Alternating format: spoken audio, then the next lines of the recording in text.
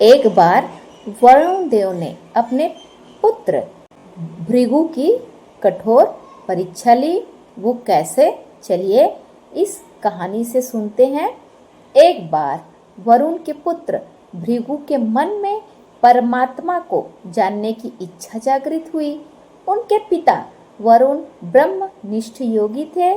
इस कारण भृगु ने पिता से ही अपनी जिज्ञासा शांत करने का विचार किया।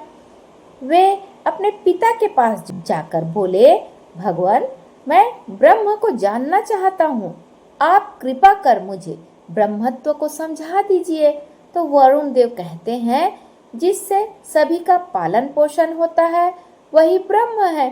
तो भृगु सोचते हैं कि अन्न ही ब्रह्म है, क्योंकि उसी से पालन पोषण होता है। अतः उन्होंने अन्न उपजाया और कई वर्ष तप कर पिता के पास गए और कहा, प्रभु, अन्न को समझा लेकिन शांति नहीं मिली। वरुण बोले, तुम तप द्वारा ब्रह्म तत्व को समझने का प्रयास करो। तब भृगु ने सोचा, प्राण ही ब्रह्म है। अतः उन्होंने प्राणायाम किया।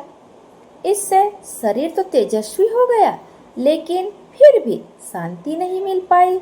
वो फिर से अपने पिताजी के पास गए और अपनी जिज्ञासा दोहराई, ब्रह्म तत्व का रहस्य बताइए।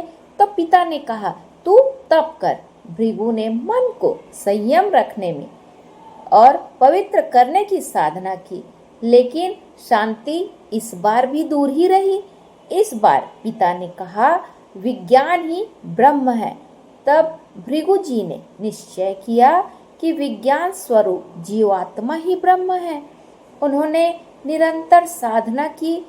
जब इससे भी शांति नहीं मिली तो फिर पिताजी के पास गए। जब पिता को विश्वास हो गया कि पुत्र ब्रह्म विद्या के ज्ञान का अधिकारी हो गया, तब उन्होंने भृगु को ब्रह्म तत्व का ज्ञान दिया, जिससे भृगु को दिव्य आनंद की प्राप्ति हुई।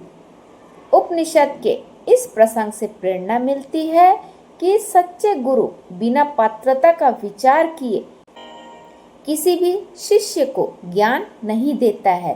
ज्ञान प्राप्त करने का सच्चा अधिकारी वही है जो निराहार भाव से गुरु की आज्ञा का पालन करे।